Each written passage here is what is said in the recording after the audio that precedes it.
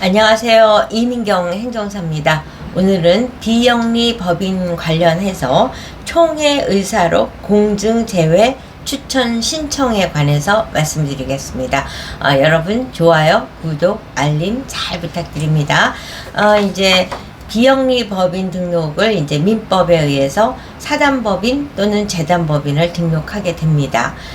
이제 그 사단법인이라는 것은 회원을 중심으로 해서 설립된 게 사단법인이고, 재단법인은 자본금을 중심으로 해서 설립된 게 재단법인입니다. 근데 오늘 말씀드리는 총회 의사록 공증 제외 추천 신청에 관한 것은 이제 사단법인이죠. 회원이 뭐 50명 이상 또 몇백 명, 몇천 명이 될 수도 있고, 이와 같이 이제 법인을 설립을 할 때는 규모의 그 논리에 의해서 우리는 회원이 몇 명이야 뭐 이런 거를 굉장히 자랑스럽게 생각을 하실 수 있는데, 사실은 그 회원 수가 여러분들이 법인을 운영하는데 발목을 잡는 요인이 되고 있다는 점을 말씀드릴 수 있습니다. 제가 이제 여러 번 말씀을 드렸지만, 행정사를 하면서 이 태평양 바다만큼 많은 아이템이 있다. 행정과 관련한 모든 업무는 행정사가 할 수 있는 업무다. 그런데 이제 그와 같은 새로운 아이템을 누가 만드냐, 그것은 바로 의뢰인이 알려주고 있다는 점입니다. 그래서 이제 제가 비영리 법인 등록을 이제 여러 건을 해오는 와중에 법인이 설립하는 것보다 정관 변경 등 그 변경 사유가 발생됐을 때 법인을 변경 신청하는 것이 더 어렵다. 이런 걸 이제 몇 번에 걸쳐서 말씀을 드렸습니다. 이제 많은 분들은 법인 등록을 할 때는 목적도 해야 되지, 예산도 해야 되지, 총회 회의록도 만들어야지, 정관도 만들어야지. 그러니까 굉장히 설립이 어려울 거라고 생각을 하는데, 실질적으로 해보면은 법인 변경이 어렵습니다. 그럼 변경이 어려운 거는 정관의 일부 조항을 바꾼다 하더라도 총회 회의록을 정확하게 발언 내용도 기재해서 문제가 되지 않도록 해야 되는데, 그거보다 더 어려운 것이 공증을 받는 겁니다. 공증을 받기 위해서는 회원이 가정에서 50명이다. 그럼 50명의 3분의 2, 38명인가 그 사람들의 다 인감 증명과 위임장을 받아야 되는 거예요.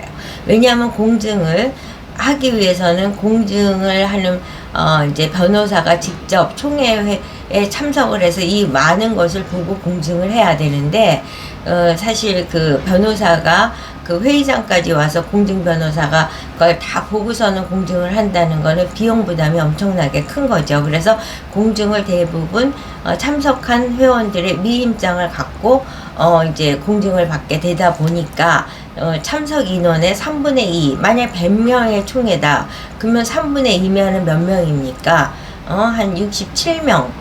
이런 정도의 그 인감 도장과 인감 증명을 발급받고 위임장에 도장을 찍어야 되고, 인감이라는 건 재산과 관계되는 거기 때문에 많은 분들이 인감 증명이라든가 인감 도장을 주는 거를 굉장히 꺼리는데, 그것도 한두 명도 아니고 몇십 명 걸 받는다는 게 굉장히 어렵습니다. 그래서 정관 변경에서는 바로 이 인감 도장 때문에 이제 정관 변경이 어렵다, 이런 말씀을 이제 반복해서 강조해 드리는 겁니다.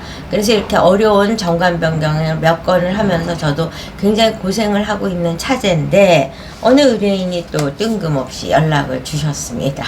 주셔갖고 총회 의사록 공증 제외 추천 신청 해주시나요? 그러는 거예요. 그래서 그게 뭔데요? 그랬더니 공증을 면제받는 거래요. 그래서 공증이라는 건 법무사님이 하시니까 법무사님한테 말씀하시면 됩니다. 이러고 이제 했어요. 사실 제가 모르는 업무니까. 그래서 이제 법무사님들한테 미룬 거죠. 그랬더니 법무사님하고 통화를 했더니, 법무사께서 이 업무는 행정부하고 하는 일이라서 행정사님하고 하는 거라고 합니다. 이러는 거예요. 그래서 저는 잘 모르겠는데 그 업무는 하지 않습니다. 이러고 이제 끊고 그리고 이제 그때서부터 총회 의사록 공증 제외 추천 신청 업무를 이제 공부하기 시작했습니다. 제가 하고 있는 많은 아이템은 이와 같은 프로세스로 맨 처음에 모를 때는 안 맞습니다. 안 맞고 뭔가 그게 뭔가 있지 않을까 하는 생각에 이제 그때서부터 학구열이 불타서 공부를 하게 되는 거죠. 그래서 확인해 본 결과 합법적인 탈출구가 있는 거예요. 공증을 받지 않는 면제 할 수 있는 거. 그거는 공증인법 시행령에 근거해서 뭐 37조인가 근거해갖고 이제 그 주무관청에 총회 의사로 공증 제외 추천 신청서를 제출을 합니다. 그 추천서에서 핵심은 이게 공익성이 있느냐, 공익성을 강조하는 게 중요하고, 두 번째 중요한 것은 분쟁의 소지가 있는가 없는가, 이게 이제 사실 따지고 보면 더 중요한 거죠. 그렇게 해서 이제 추천서 내용에서 그 사업의 공익성과 분쟁 소지의 가능성에 대한 것을 이제 그 첨부해서 스토리를 명확하게 기재해서 이거를 접수한 부처, 우리가 이제 그 비영리 법인을 허가증을 발급한 그 기관의 담당자가 납득이 됐을 때 그 추천서를 법무부에 넘기게 됩니다. 법무부로 넘으면 법무부에서 또 공식적으로 그거를 쭉 검토한 다음에 최종 검토 승인이 떨어졌다 이러면 법무부 고시문에 의사로 공증 없이 등기 가능한 단체로 공식적으로 발표가 되고, 제가 그래서 검색을 해보니까 그동안 이게 등록해서 승인된 단체가 쫙 리스트업이 돼 있더라고요. 그렇게 해서 공시가 되면은 이제 공증 없이 등기가 가능한 비영리 법인이 될 수 있는 거죠.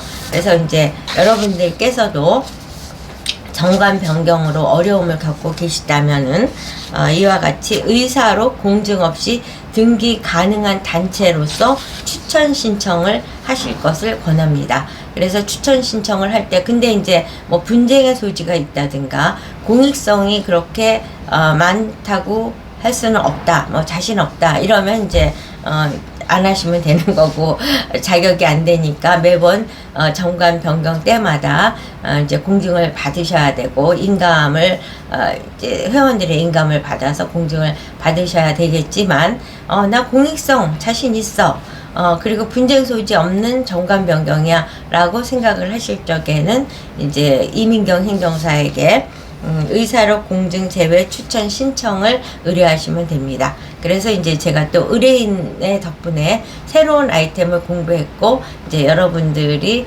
이 제가 소개한 아이템에 관심을 갖고 신청 의뢰를 하신다면은 제 그동안의 노하우와 실력을 발휘해서 여러분들이 원하는 소개 목적에 도달할 수 있도록 도와드린다는 말씀을 드리면서 오늘 영상을 마치도록 하겠습니다. 좋아요, 구독, 알림 잘 부탁드립니다.